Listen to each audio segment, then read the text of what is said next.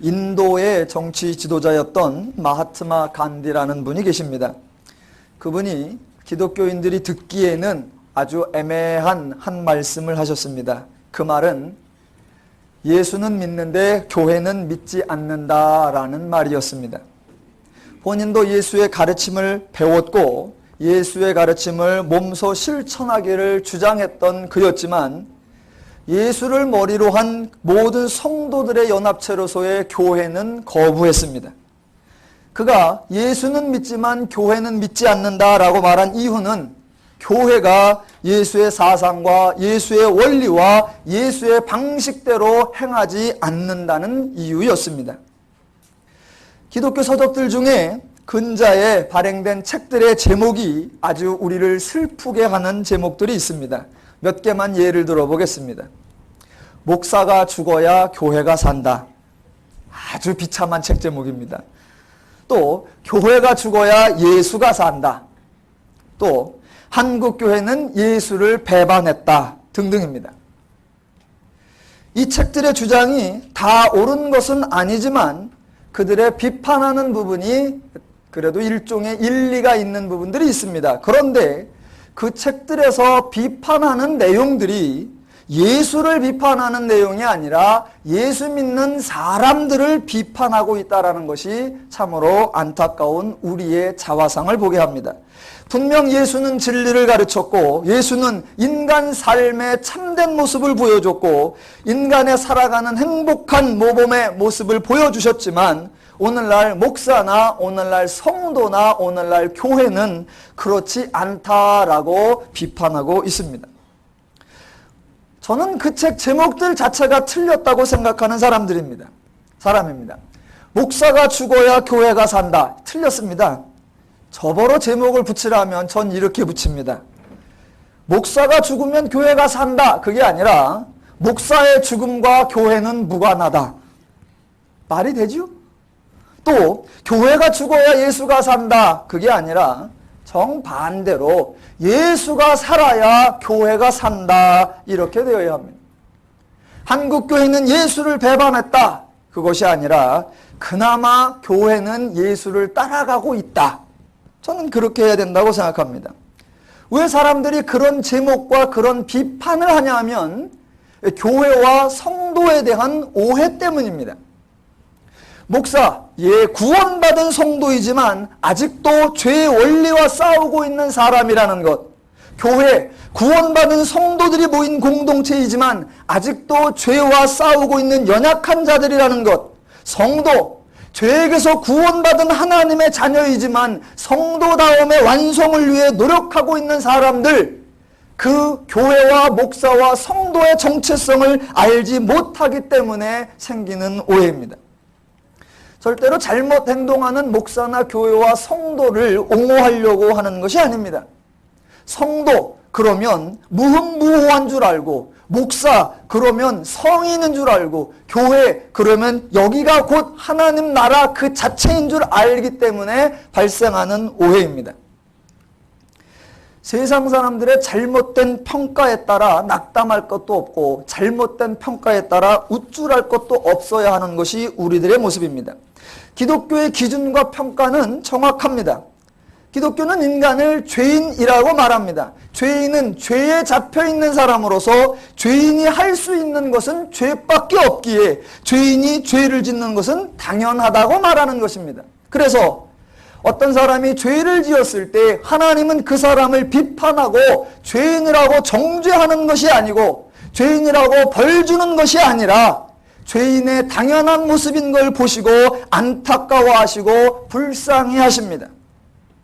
물론 성도도 구원받은 하나님의 백성입니다.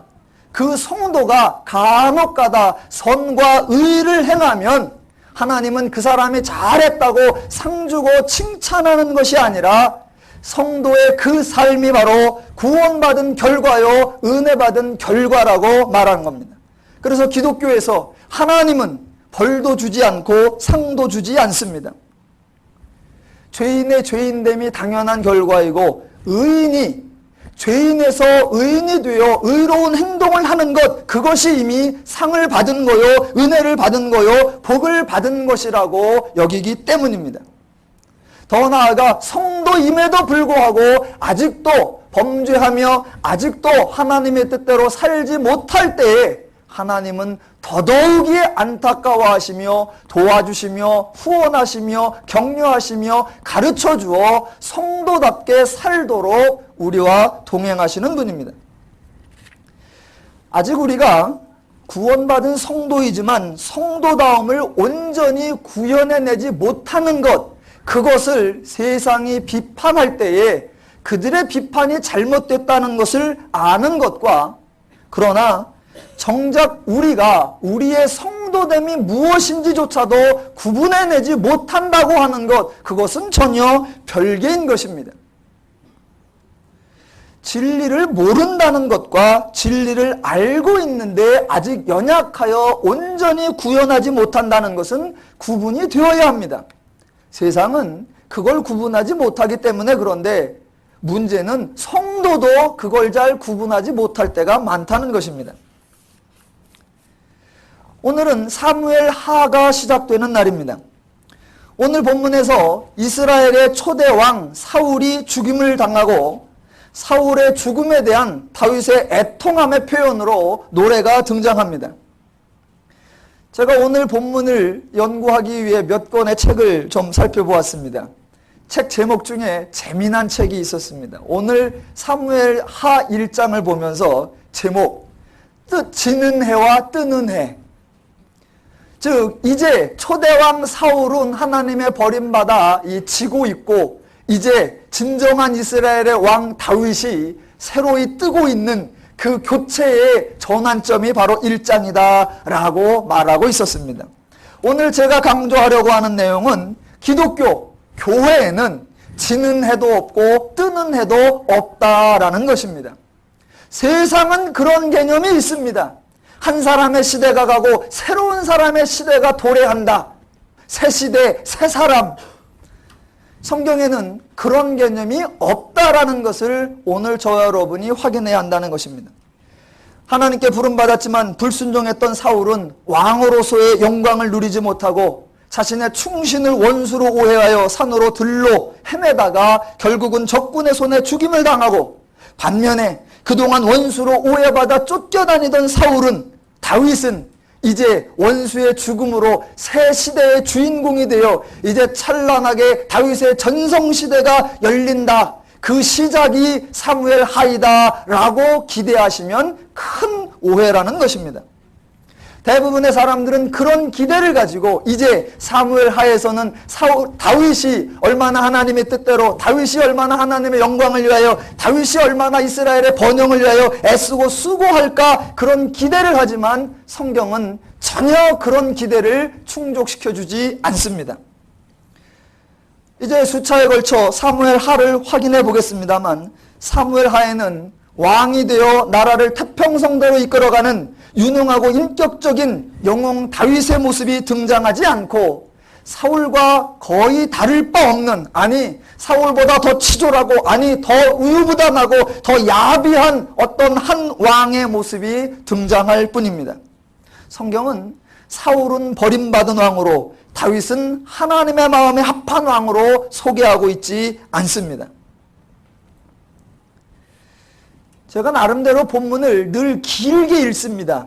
왜 그러냐면 한 절만 딱 읽으면 그 내용을 모르시는 분들은 무슨 얘기를 하는지 이해를 못하시기 때문에 짧은 시간임에도 불구하고 본문을 길게 읽습니다. 그런데도 간혹 설교 끝나고 나면 앞뒤가 무슨 얘기인지를 모르겠다 하시는 분들이 계십니다.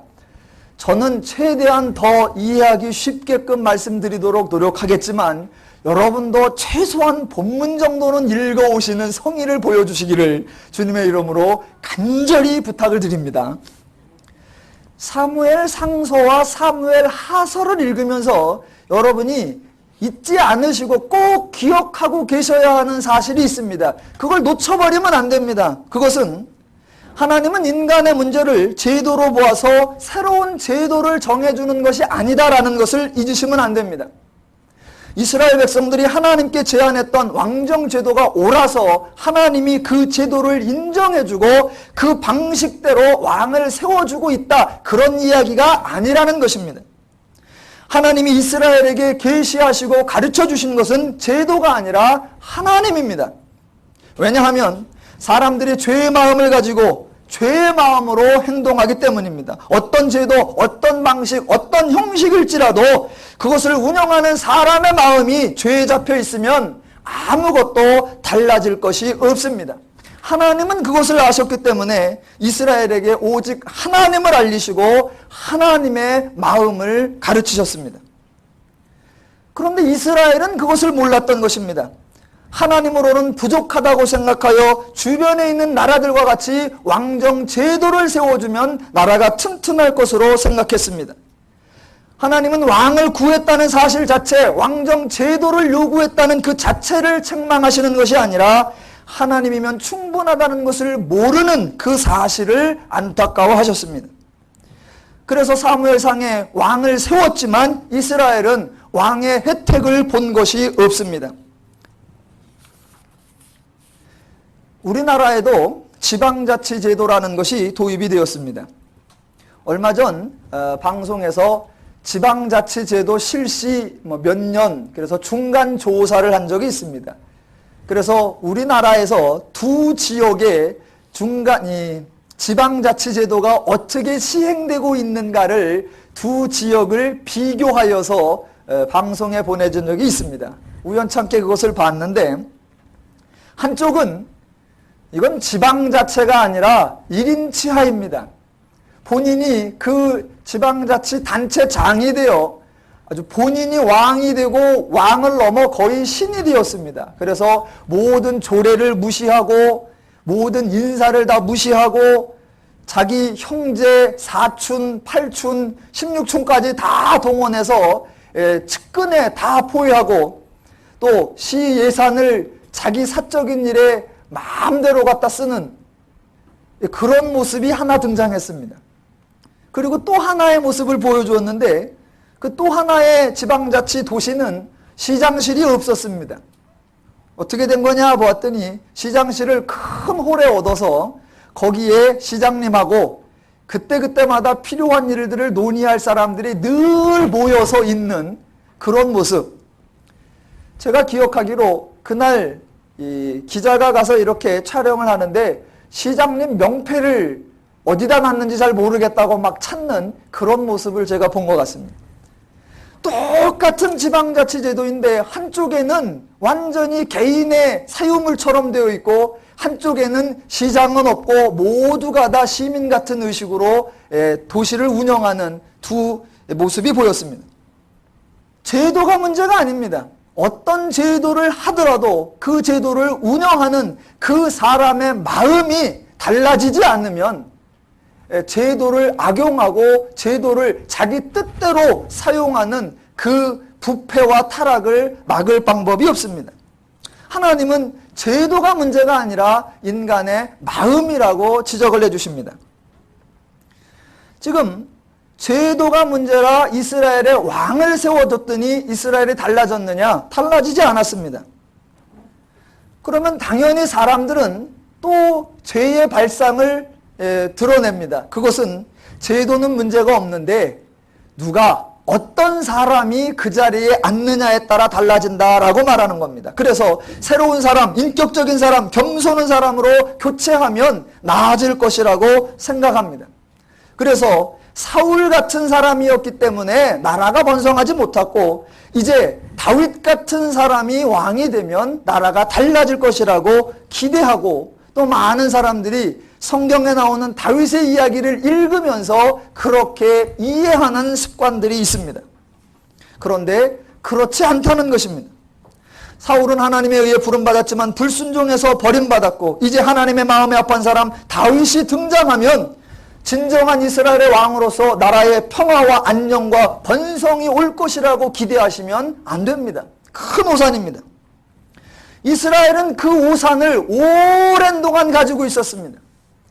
다윗이 진정한 왕이다. 나중에 이스라엘이 분열되고 패망하였을 때 이스라엘의 회복을 꿈꿀 때마다 다윗 같은 왕이 나와야 한다. 심지어는 메시아가 오더라도 다윗 같은 사람이 와야 된다라는 생각을 가지고 있었습니다. 성경은 사람들의 그러한 생각을 오해라고 말하는 것입니다. 이스라엘 백성들이 다윗 같은 사람이면 달라질 거다라고 오해한 거 안타까운 일입니다. 세상에 있는 많은 사람들이 어떤 좋은 지도자가 하나 있으면 나라가 달라지고 공동체가 달라진다라고 생각하는 오해, 그것도 안타까운 것입니다. 그런데 교회마저, 성도마저, 목사마저 그런 사람 하나 있으면 달라질 것이라고 생각한다면 그것은 오해의 차원을 넘어 진리의 왜곡이며 엄청난 불행한 결과를 초래합니다. 오늘 바로 세상의 사람에 대한 평가와 교회의 사람에 대한 평가의 기준을 어떻게 가져가야 하느냐를 성경을 통해 점검하려고 하는 겁니다. 특별히 오늘 본문에서 사울이 죽었습니다. 다시 한번 말씀드리지만 이제 사무엘 하에서는 다윗의 여러 좋은 이야기가 가득할 것이라고 기대하시면 안 됩니다. 성경은 절대로 다윗을 높이지 않습니다. 사무엘 상에서는 그나마 사울과 다윗이 늘 비교되어 나옵니다. 그때 사울은 주로 잘못한 경우이고 다윗은 그래도 좀 나은 행동들을 보입니다. 제가 사무엘 상을 하면서 계속 강조했던 바 중에 하나가 다윗이 다른 사람이고 다윗이 옳은 사람이고 다윗이 맞는 사람이라서가 아니라 사울과 다윗은 같다. 그러나 하나님이 다윗을 막아주고 하나님이 다윗을 도와주고 하나님이 다윗을 후원한 결과이지 절대로 다윗의 특징이거나 차이가 아니라고 말했습니다. 자, 이제 사무엘 하로 들어가면 사울은 없어지고 다윗만 남습니다. 그러면 다윗은 좋은 행동만 한 것이 나올까요? 그렇지 않은 겁니다. 이제부터 우리가 만나는 다윗의 모습은 사울과 거의 다를 바가 없는 모습을 봅니다. 정권의 안정을 취하기 위해 지독히 정치적으로 행동하는 모습을 보게 될 것이고 자신의 그 권세를 힘입어서 남의 아내를 빼앗는 모습을 보게 될 것이고 왕의 힘을 이용하여 선한 사람을 죽이려는 음모를 볼 것이고 자기 아들이라는 이유만으로 왕권을 탈취해도 눈 감아주는 모습을 보게 될 것이고 자신의 잘못이면 자신만 결과를 당하면 되는데 자신은 피하고 온 백성을 곤고함으로 빠져들게 하는 그런 모습을 보게 될 것이고 아들에게 왕의 직분을 물려주고 그 왕권의 안정을 위하여 모든 정적을 몰살하라고 하는 살생부를 만들어주는 모습을 보게 될 것입니다. 여러분에게 미리 부탁을 드리겠습니다. 오늘부터 사무엘하를 해나갈 때 아마도 다윗에 대한 환상이 깨어지고 다윗에 대한 기대가 깨어지고 다윗에 대한 기존의 생각이 많이 무너지게 될 것입니다.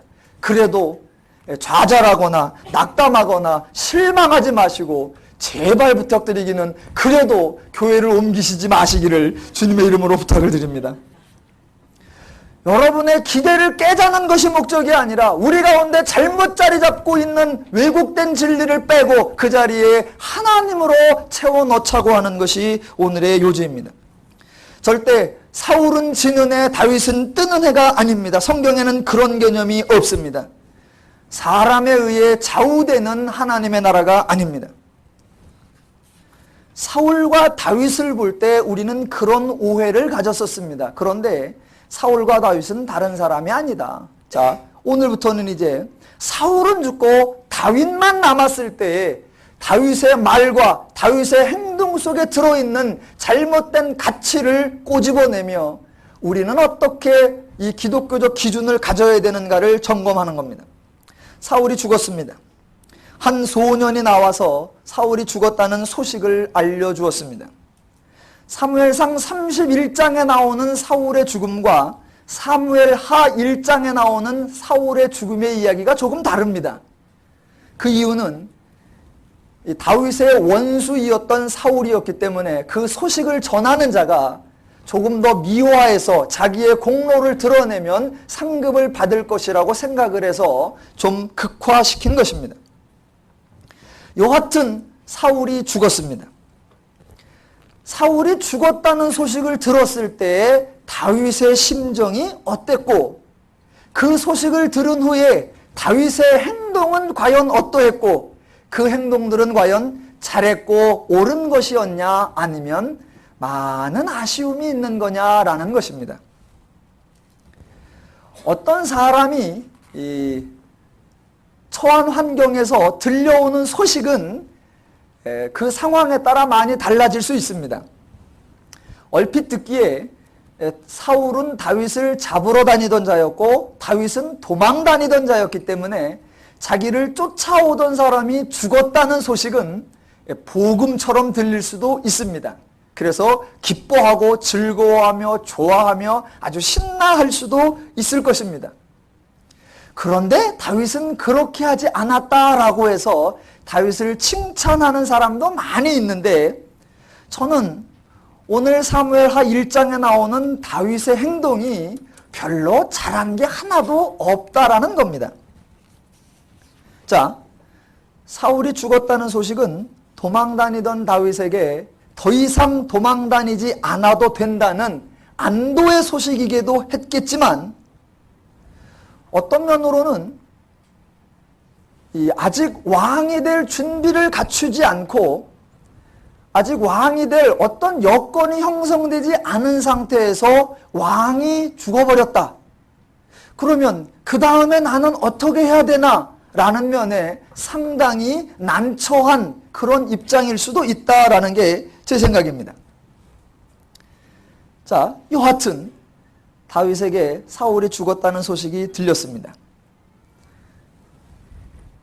그 사울을 죽인 자를 칭찬하는 것이 아니라 책망하고 슬픈 노래로 다윗과 요나단의 죽음을 애도해주는 그런 다윗의 태도를 보고 사울과 요나단의 죽음을 애도하는 다윗의 태도를 보고 많은 성도님들이 보아라, 다윗이 얼마나 인간적이며 다윗이 얼마나 인격적이며 다윗이 얼마나 온유한 사람인가 라면서 칭찬을 하고 그런 사람이니까 하나님이 다윗을 복주셨고 그런 사람이니까 하나님이 이스라엘 나라를 그 나라에게 맡겼다라고 말하며 우리도 다윗처럼 행동해서 다윗 같은 복을 받자라고 말할 때가 있습니다. 그런데 여러분 한번 살펴보십시오. 저와 여러분도 어떤 일이 있을 때 상대방의 어떤 잘못된 소식을 들었을 때 그때 대놓고 그렇게 좋아하고 대놓고 그렇게 희낙낙하고 대놓고 내 멋대로 행동하는 경우가 많지 않습니다. 예를 들어 무엇인가 어떤 자리를 노리고 있던 사람일지라도 그 경쟁자가 죽었을 때에 막 드러내놓고 통쾌하는 것이 아니라 어떤 자기에게 이득이 되는 소식을 딱 듣는 순간 그 사람은 관리에 들어갑니다. 무슨 관리에 들어가요? 표정 관리. 당연히 그게 들어가죠. 그때 표정 관리를 못하는 사람은 자격이 없는 사람입니다. 그저 희낙낙하고 아유 싸다 싸 그 왼수 이제 죽고 내 세상이 왔다. 이건 벌써 너무 유치한 거예요. 그거는 죄인의 기본적 심리입니다. 다윗만 그러는 게 아니라 저나 여러분이나 모두가 그런 상황, 그런 입장, 그런 환경에 처하면 엄청나게 표정 관리를 합니다. 그리고 여러 사람 있는 곳을 피하여 늘 혼자 있고 싶어 합니다. 왜? 마음 놓고 반응을 드러내고 싶어서. 저는 지금 다윗이 절대로 선하고 착하고 의롭고 거룩하고 신실한 행동을 한 것이 아니라는 것입니다. 왜냐하면 1장 19절부터 27절에 이제 사울과 요나단이 죽은 것에 대하여 다윗이 깊은 애도를 하면서 노래를 부릅니다. 그 노래가 바로 그겁니다. 저는 이 노래 속에 다윗의 사람에 대한 하나님의 공동체에 대한 직분에 대한 잘못된 평가가 들어있다는 것입니다. 우리는 그것을 바로잡고 우리 가운데는 그런 마음이 없어야 한다는 겁니다. 한번 읽어보겠습니다. 이스라엘아 너의 영광이 산 위에서 죽음을 당하였도다. 오호라 두 용사가 엎드러졌도다. 이 일을 가드에도 고하지 말며 아스글론 거리에도 전파하지 말지어다. 블레셋 사람의 딸들이 즐거워할까? 할례 받지 못한 자의 딸들이 개가를 부를까? 염노로다.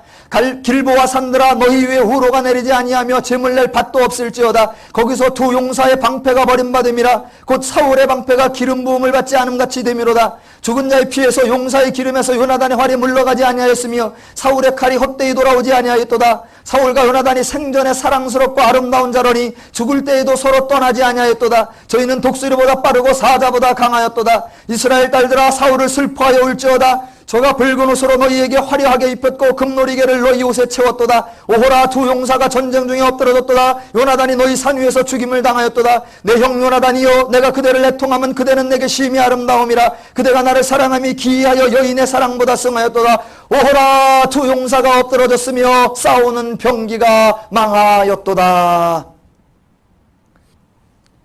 이 노래 속에 저는 다윗이 정말로 원수의 죽음을 안타까워하며 그렇게 깊이 애도했구나 그런 마음이 아니라 다윗도 참 다른 사람하고 별다를 바가 하나도 없구나 라는 그런 느낌이 드는 겁니다.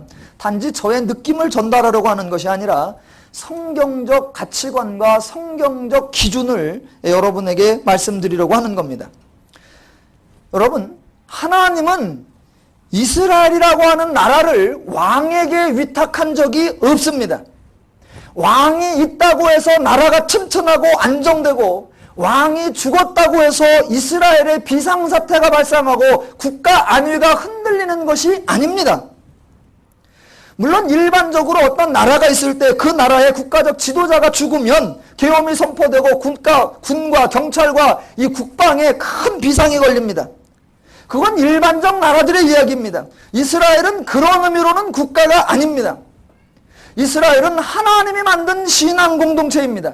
이스라엘의 시작도 하나님이요, 이스라엘이 세워지는 과정도 하나님이요, 이스라엘의 원동력도 하나님이요, 이스라엘의 방패도 하나님이요, 이스라엘의 안정도 하나님이요, 이스라엘의 번성도 하나님이요, 이스라엘의 흥왕함도 하나님입니다. 이스라엘은 오직 하나님 중심으로 되어 있는 것이지 하나님 이외에 그 누구가 이스라엘을 지킬 수도 보호할 수도 흥왕하게 할 수도 없습니다. 하나님은 이 땅 가운데 어떤 한 나라를 세운 것이 아니라 하나님을 믿으며 하나님으로 세워지는 하나님의 신앙 공동체, 그게 바로 이스라엘이었습니다. 이스라엘은 그것을 몰랐기 때문에 하나님 대신에 왕을 구했고, 그렇게 구해서 왕이 있었을지라도 그들은 하나도 달라지지 않았던 것입니다.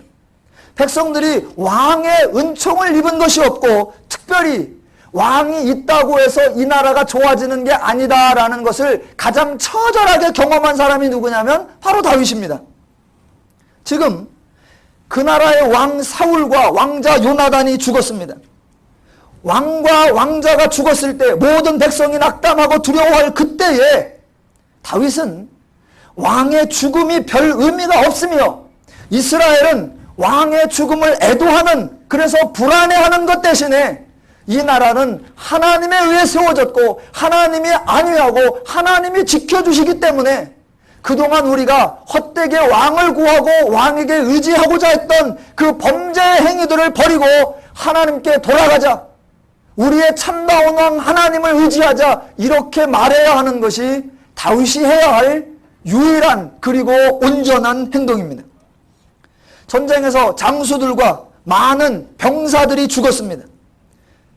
단지 왕 한 사람 죽은 것이 아니라 왕도 죽고 왕자도 죽고 장수도 죽고 군사도 죽었습니다.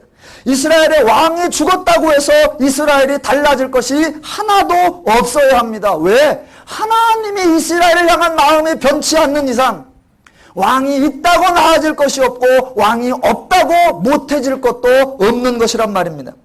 왕도 죽고 장수도 죽고 군사들도 죽었는데 왜 유독 왕의 죽음만 대하여 호들갑을 떠느냐는 것입니다.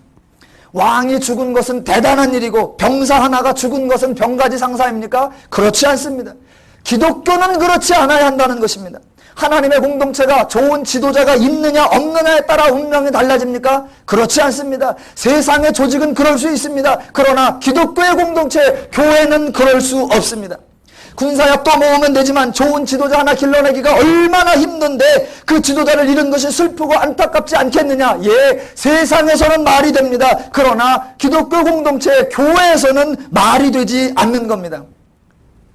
교회는, 하나님의 공동체는 절대로 그렇게 운행되는 것이 아니고 하나님으로 세워지고 하나님으로 유지되고 하나님으로 보유되고 하나님으로 번성하는 것입니다. 기독교와 교회는 사람으로 인해 달라지는 것이 아니라 하나님으로 유지되는 하나님의 공동체입니다. 사울과 요나단이 이스라엘의 왕이었고 왕자이었을 수 있습니다. 그러나 그들이 이스라엘의 영광이 아니었고 그들이 이스라엘의 용사가 아니었습니다. 그들이 다른 백성들보다 다른 군사들보다 더 큰 영향력이 있거나 더 큰 역할을 했던 자들이 절대로 아닙니다. 병사들의 죽음과 다르게 따로 칭송받고 따로 추앙받아야 할 이유가 전혀 없습니다. 세상에서는 당연히 그렇게 합니다. 그러나 교회는, 하나님의 공동체는 그렇지 않은 것입니다. 교회와 신앙 공동체에서 어떤 사람이 강력한 영향력을 끼쳤다 할지라도 그것은 그 사람의 영향력이어서는 안 됩니다.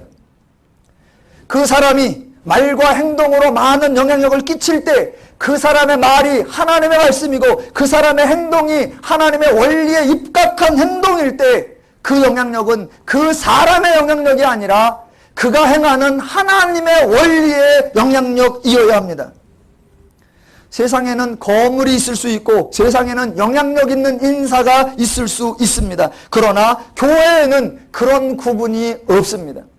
사울과 다윗이 다른 사람이 아닌 것처럼 군사들과 왕은 다른 존재가 아닙니다. 교회에는 그런 구분이 있어서는 안 됩니다. 이스라엘 교회, 기독교 공동체는 철저하게 하나님에 의해 서로 바로 서야지 어느 누구에게도 영향력을 행사해서도 안 되고 어느 누구에게도 의지되어서는 안 됩니다.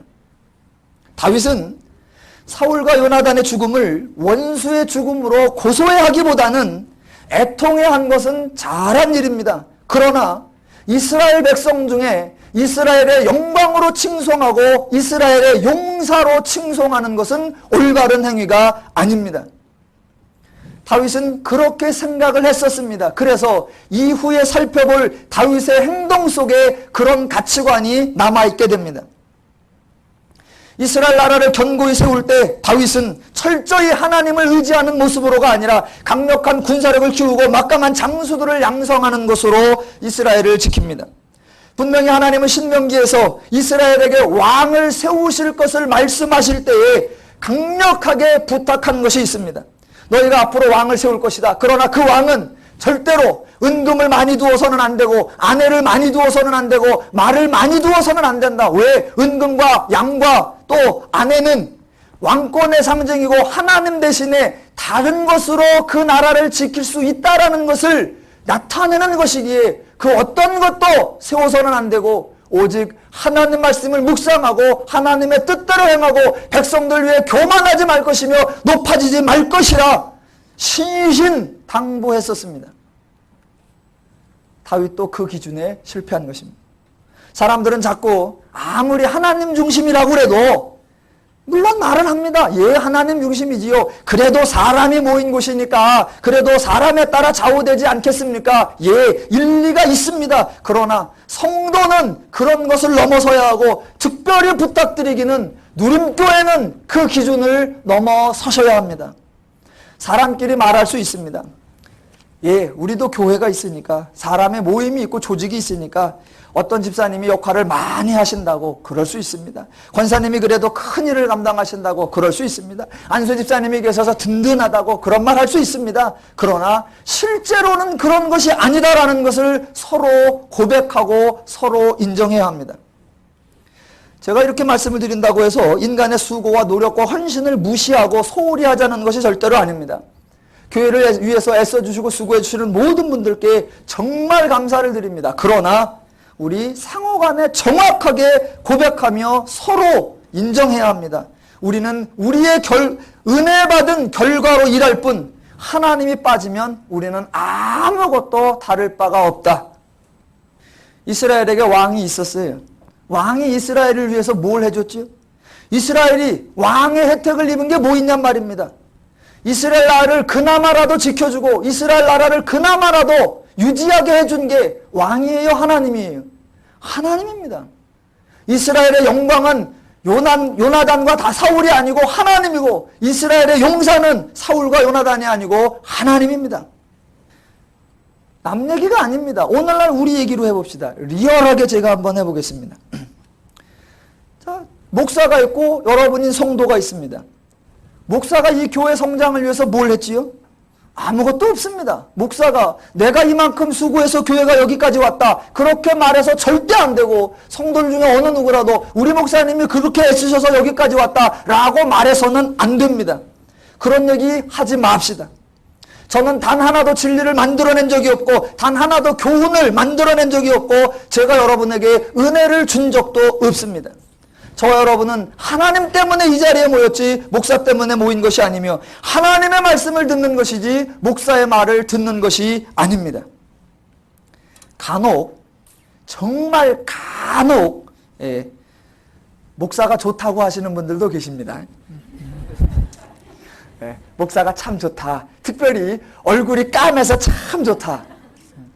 얼굴이 하얗면 병자 같은데 얼굴이 새카매가지고 아주 열심히 일하는 것 같아서 좋아 보인다. 고맙습니다. 또 어떤 분들은 저에게 듣기 좋은 소리로 목사님 말씀이 참 좋습니다 라고 격려해 주시는 분도 있습니다. 또 어떤 분들은 과연 목사가 젊으니까 젊은 목사라 교회를 아주 참신하고 개혁적으로 운영한다라고 하는 분들도 계십니다. 고맙습니다. 감사합니다. 그러나 저는 아무것도 아닙니다. 절대로 여러분은 저를 따라오시면 안 됩니다. 만약 여러분이 저의 설교와 저의 목회 스타일을 좋아하신다면 부탁드리기는 이런 설교와 이런 스타일이 좋아서가 아니라 제가 증거하는 말씀이 하나님 말씀인 것을 인정하고 제가 행하는 방식이 하나님 원리라는 것을 동의하셔야만 하는 것입니다. 여러분은 절대로 저의 말을 듣거나 저의 방식을 따르는 것이 되어서는 안 되고 하나님 말씀을 듣고 하나님 방식을 따르는 것이어야 됩니다. 그래서 어느 날 제가 없어진다고 해서 여러분이 달라질 것이 없어야 합니다. 왜냐하면 저를 따라온 것이 아니라 하나님의 원리를 따랐던 것이기 때문입니다. 만약 저 대신 다른 목사님이 오셨다고 해서 만약 교회가 흔들린다, 그러면 그건 그동안 교회가 잘못 온 겁니다. 누가 와도 그분이 하나님의 말씀을 선포하고 그분이 하나님의 방식대로 한다면 그분을 따라가는 것이고, 제가 계속하니 한이 있더라도 만약 저의 소욕이 드러나고 저의 방식이 표출된다면 여러분은 과감하게 저를 버릴 수 있어야 합니다. 저와 여러분은 언제나 하나님 원리, 하나님 말씀 중심이어야 합니다. 이스라엘의 두 용사 없습니다. 교회의 두 용사 없습니다. 교회에 영향력 있는 인사 있어서도 안 되고 목사나 성도 중에 어느 누구도 그런 것을 구분짓거나 세워서는 안 됩니다. 오직 교회는 하나님 말씀이 형황하고 하나님 말씀을 선포하는 목사가 있고 하나님 말씀을 순종하고 배우는 성도가 있는 것입니다. 사울과 다윗이 다르지 않고 백성과 왕이 다르지 않습니다. 하나님 앞에 모든 사람은 똑같은 것입니다. 마지막으로 여러분에게 부탁을 드리겠습니다. 여러분은 누림교회를 다니시고 계십니다. 누림교회에서 내가 신앙생활 잘하여서 기둥 같은 존재, 영향력 있는 존재로 인정받아야 되겠다, 그런 기대를 버리시기 바랍니다. 다 포기하십시오. 저도 여러분에게 존경받는 목사, 저도 여러분에게 영향력 있는 목사가 되기를 거부하겠습니다. 여러분, 이건 목사로서의 고백입니다. 정말로 교회에는 물심양면으로 애써주시는 분들이 많이 있습니다. 얼핏 보기에 거물도 있고 영향력 있는 분들도 있습니다. 여러분, 거물 한 분이 오시는 거하고 거물 한 분이 가실 때마다 제가 얼마나 안도감이 몰려왔다가 불안감이 몰려오는지 이해를 하십니까?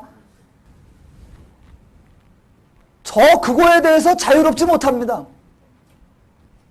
그때마다 저는 늘 교회는 하나님으로 세워지고 교회는 하나님으로 유지되고 교회는 하나님의 힘으로 죄를 이기는 것이어야 한다라고 저를 설득하려고 했습니다. 저희 교회도 오시는 분이 계시고 가시는 분이 계십니다. 어떤 분이 저희 교회를 떠나가실 때 저는 신방을 가서 그분에게 제발 가시지 말라고 설득하지 못합니다. 설득을 안 하는 게 아니라 설득을 못합니다. 왜냐하면 그렇게 설득하다가 제 마음이 넘어질까 봐 못합니다. 제 마음을 지키는 것이 절대 쉽지 않습니다. 저도 순간순간 얼마나 많이 그게 흔들리는지 그런 마음이 들 때마다 노래가 절로 남아 내 마음 나도 몰라요. 또 어느 분이 오셨을 때 저는 신방 가서 정말 귀한 분이 오셨다고 환영 예배를 드리지 못합니다. 안 하는 게 아니라 못하는 겁니다. 왜냐하면 그렇게 환영하다가 제 마음이 언제 그분에게 사로잡힐지 모르기 때문입니다. 제가 목회를 이렇게 하는 건 두려워서거나 나태해서거나 안일해서가 아닙니다. 여러분의 마음을 지키기 이전에 제 마음을 지키기가 너무나도 힘들다는 것을 헤아려 주시길 바랍니다. 저와 여러분 모두가 하나님 중심의 신앙생활을 해야 합니다. 조금 안 알아준다고 제발 서운해하지 마시고 혹시 누구를 조금 알아주면 시기하지 맙시다. 절대로 교회 안에서 교회의 성장과 교회의 부흥을 위하여 기둥을 세우고 영향력을 세우고 안 할 겁니다. 저도 그렇게 안 할 겁니다. 신앙은 교회가 커지고 교회가 부흥하는 것으로 하는 것이 아니라 신앙은 성도가 커지고 성도가 성숙하는 것으로 열매가 맺어야 합니다. 두 용사는 없습니다. 하나님이 우리의 대장이시고 하나님이 우리의 용사시고 저와 여러분 모두는 하나님과 더불어 은혜를 누리는 성도입니다. 세상이 교회를 몰라서 성도이지만 아직 온전해지지 못하여 예수를 따라가는 자들임에도 불구하고 예수답지 못하다고 하는 비판을 들을 때 까짓것 들어줍시다. 그런데 우리가 우리됨을 모르고 우리 가운데 나누지 말아야 될 것을 나누고 기준을 바로잡아야 할 것을 바로잡지 못하면 그것은 세상에서 비판받는 것보다 더 망하는 지름길이며 더 왜곡된 우리의 현상입니다. 저 여러분 모두가 하나님께 은혜 받은 성도라는 사실을 분명히 알아 함께 세워주며 함께 인정해주며 함께 격려하며 함께 성도다움을 만들어가는 거룩한 성도의 역할을 삶 가운데 누려가시기를 주님의 이름으로 축원합니다.